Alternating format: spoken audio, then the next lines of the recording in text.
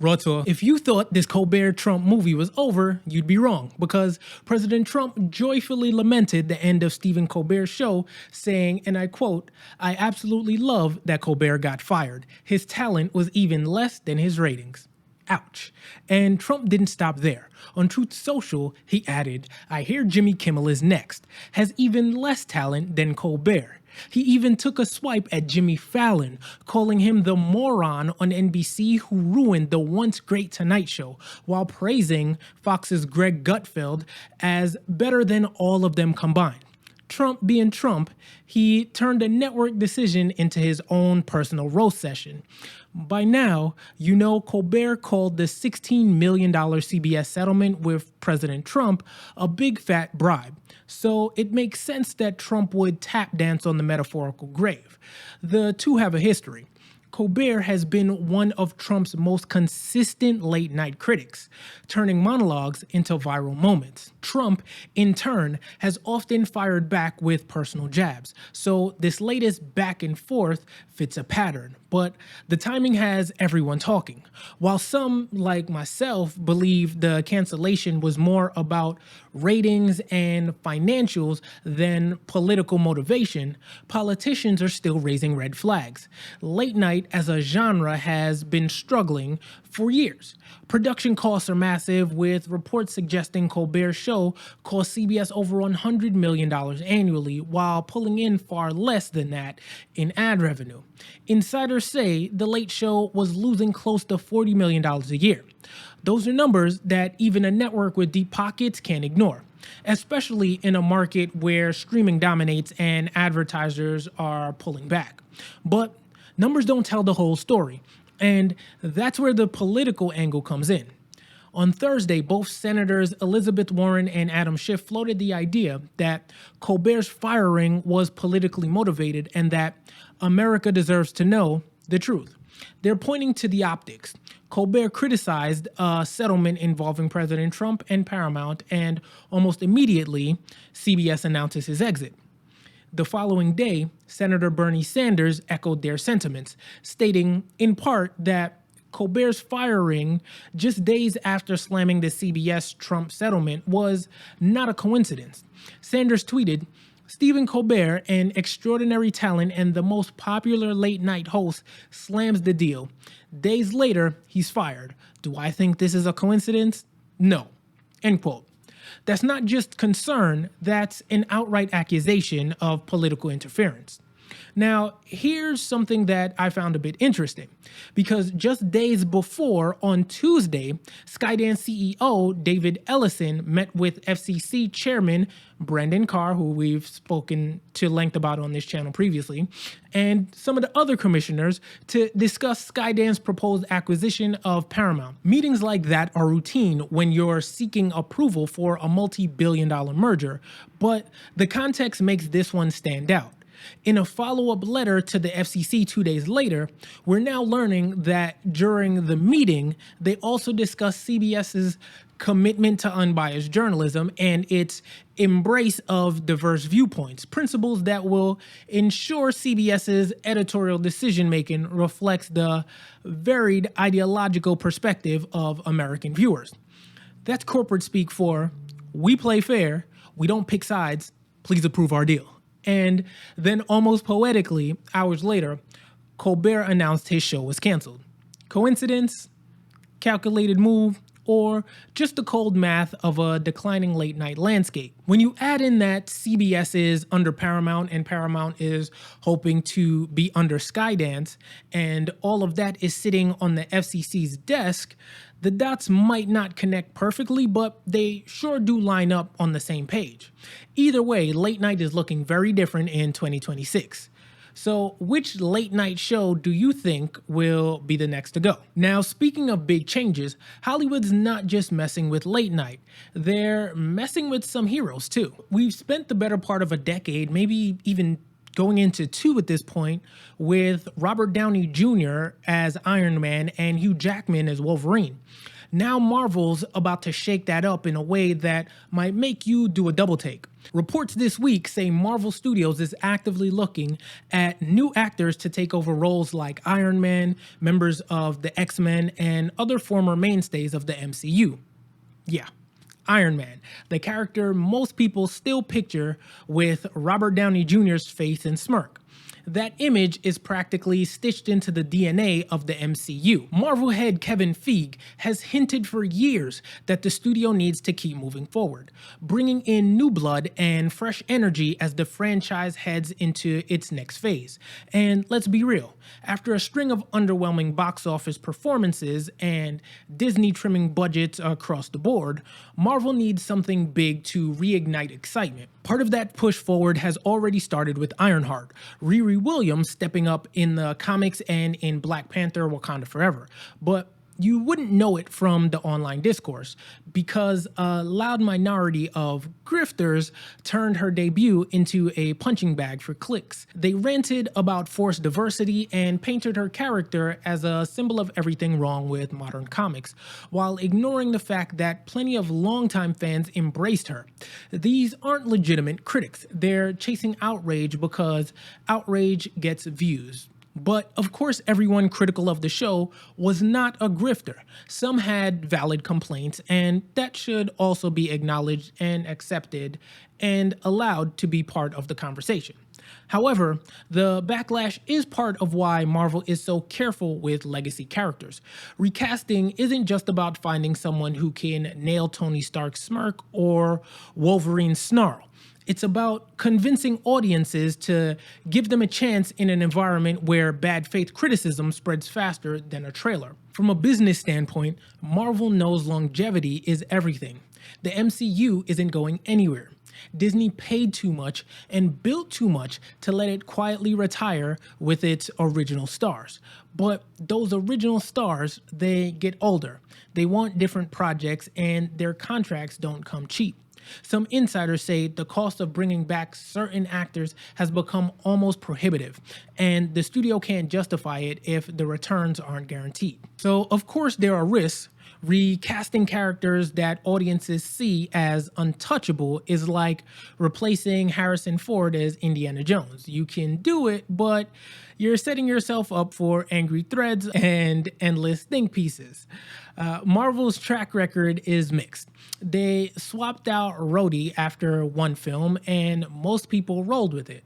They've recast the Hulk 3 times, and now Mark Ruffalo feels like the definitive version.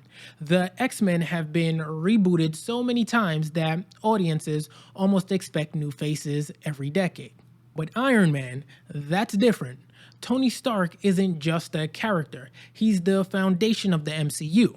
Replacing him is a gamble. Will audiences embrace someone new, or will this be the moment Marvel's armor finally cracks? And how do you even cast that? Do you go for a sound-alike, someone who feels like Diet RDJ, or do you go bold and reinvent the role completely? Either path is risky. Marvel's strategy might end up blending legacy and new. Think multiverse, think variants, a new Iron Man in one universe, Ironheart in another, and cameos from old favorites when the box office needs a boost. That kind of narrative flexibility is both a blessing and a curse. It gives Marvel room to experiment, but it also means no story ever feels permanent. Still, Marvel has weathered storms before. It survived the skepticism around Guardians of the Galaxy, turned a talking raccoon and a tree into household names, and made an Ant-Man work. So recasting, it's just another chapter. The real question is whether audiences will follow. Who would you cast as the next Iron Man or Wolverine? And would you even give a new face a chance? Now, we move from the big screen to the squared circle because picture this. You on your couch, Saturday night, popcorn in hand. Now imagine Hulk Hogan stepping back into the ring with an entirely new league called Real American Freestyle, and Fox Nation just snagged the rights. Yes, that Hulk Hogan. The bandana, the mustache, the catchphrases. Apparently, still running wild, brother. Here's the pitch. This isn't WWE, and it's not pretending to be. Hogan says he wants to take wrestling back to what made it fun in the first place. Simpler matches, old school showmanship, and fewer gimmicks. Think less corporate spectacle, more gritty, crowd-friendly entertainment. He wants that barnstorming vibe from the 80s when every match felt like a big deal because you didn't see it every week on 3 different shows.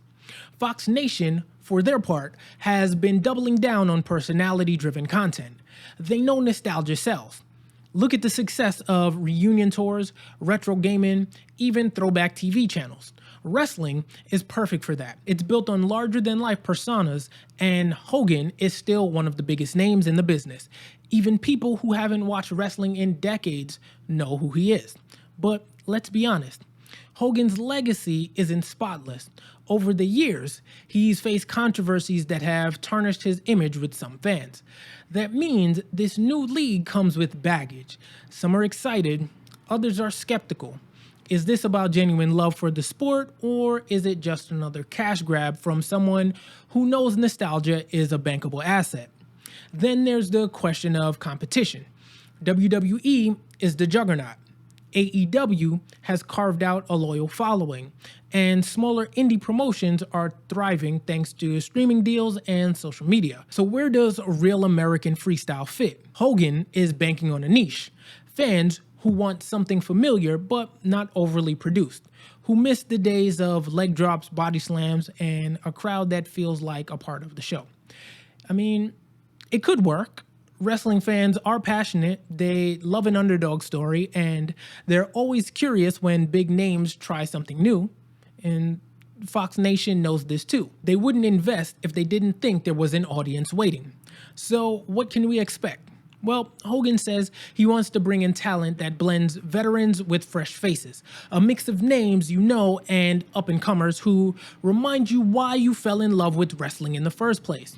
Production-wise, don't expect the LED screens and pyro of WWE. Expect something stripped down, maybe even a little rough around the edges. That could be the charm or the downfall. Either way, the fact that Hulk Hogan is still making headlines in 2025 proves one thing. Never underestimate a guy who calls himself immortal. Whether this league is one season wonder or the start of something bigger, it's already got people talking. Now, would you tune in to a stripped down old school wrestling league, or is Hogan's time in the ring long gone? But while Hulkamania is running wild, over on YouTube, some regulators think we should be taking a back seat. The UK is pushing YouTube to boost cable news shows over content creators. So if you spend any time creating or watching YouTube, you're gonna want to hear this. There's a very different kind of fight brewing, one that could hit creators like me where it hurts. The UK's media regulator, Ofcom, or Ofcom, I'm not sure how it's pronounced, they have floated the idea that YouTube and other platforms should make broadcaster content easier to find than independent creators. In other words, give traditional TV networks a leg up in search results, recommendations, and feeds. And yes, that means creators like me get pushed down further. Now, they're not saying your favorite creators will be banned or completely buried, but the language in their proposal is clear. They want platforms to ensure visibility of trusted public service broadcasters. And trusted is doing a lot of work in that sentence. It sounds good on paper, but let's be honest. The BBC and ITV don't exactly need help being found. They have decades of brand recognition, billion-dollar budgets, and teams dedicated to promotion. Meanwhile, independent creators like me are out here hustling for every click. On the surface, you might think this is a UK-only issue, but policies like this have a way of spreading. Once platforms start tweaking algorithms in one country, they often roll out similar changes elsewhere to stay ahead of regulatory pressure. That means this isn't just about London. It could eventually impact creators worldwide. Let's remember how YouTube started. It was about giving regular people a platform. Well, actually it was a dating app at first, but eventually it became about voices you wouldn't hear on network TV. It became about breaking the gatekeepers. And now regulators are essentially saying, actually, those gatekeepers need prime shelf space again. I get the argument, misinformation is rampant, and audiences do need access to reliable news. But this isn't just about news. Broadcasters also post entertainment, commentary, even gaming content. Giving them priority means a video from a giant network about the exact same topic as mine could automatically outrank me, no matter how good my video is or how engaged my audience is. And that stings. So for creators, this feels like a step backwards. We've built communities, developed formats, and in many cases beaten the networks at their own game. Yet proposals like this send a message. Thanks for building the platform, now move over. So will YouTube actually implement something like this globally? Hard to say. They'll tell you they value creators and broadcasters alike, but when regulators start putting pressure on them, history showed they lean toward protecting the big contracts, and the rest of us, we adapt or get left behind. So if you love independent voices like mine, keep supporting. Watch, share, comment. Algorithms are powerful, but audiences still have a say. So would you stick around on YouTube if independent creators started getting buried under broadcaster content? And speaking of regulators, there's even a new bill floating around to keep the FCC itself in check. You might not follow every twist of media policy, of course that's what I'm here for, but this new bill in Washington could change what you see on screen without you even knowing it. There's a new bill in DC that could reshape how much power the FCC really has over broadcasters. It's being pitched as a way to defend broadcasters from politicized FCC action. Translation: some lawmakers think the FCC has been leaning too hard on certain networks or letting politics seep into decisions about licensing, mergers, and fines, and they want to put up guardrails before things get messy. Here's why this is a big deal. The FCC is the referee in a lot of what we've talked about, Paramount and Skydance. They need FCC approval. Stations that air content someone doesn't like, FCC complaints come next. Late night shows that push boundaries, if there's a fine, it comes from the FCC. So any bill that reins them in changes the rules of the game. Supporters of the bill say it's about protecting free speech. They argue that broadcasters shouldn't have to tiptoe around political pressure just to keep their licenses. They point to recent controversies like debates over news bias and say the FCC shouldn't be picking winners and losers based on ideology. Opponents say, hold on. This is really about giving giant media companies even more leeway. They already dominate airwaves. They already have massive lobbying budgets.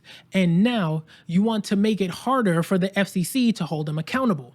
That could mean less oversight, fewer consequences, and more consolidation in an industry that already feels like it's controlled by a handful of corporations. The timing is, well, frankly, perfect for conspiracy theories. I mean, we're watching CBS navigate a merger, cancel its top late night show, and reassure regulators of its journalistic integrity. And right in the middle of all of that, a bill pops up saying, hey, maybe we shouldn't let the FCC meddle too much. It's enough to make anyone raise an eyebrow. For viewers, this one is one of those behind the scenes stories that doesn't feel urgent until it is, because the more consolidated and protected these media giants become, the less room there is for competition, independent voices, and the kind of scrappy innovation that keeps the industry interesting. Now, will this bill pass? Too early to tell, but the debate itself is a reminder. Media isn't just about shows and ratings. It's about who controls the pipeline, and right now, there are a lot of hands fighting for the faucet. Do you think broadcasters need more protection from regulators, or should the FCC keep its power to hold them accountable? If this is your first time here, welcome in. If you've been here before, hopefully you're subscribed. And to see more Raw reports, check out this video right here.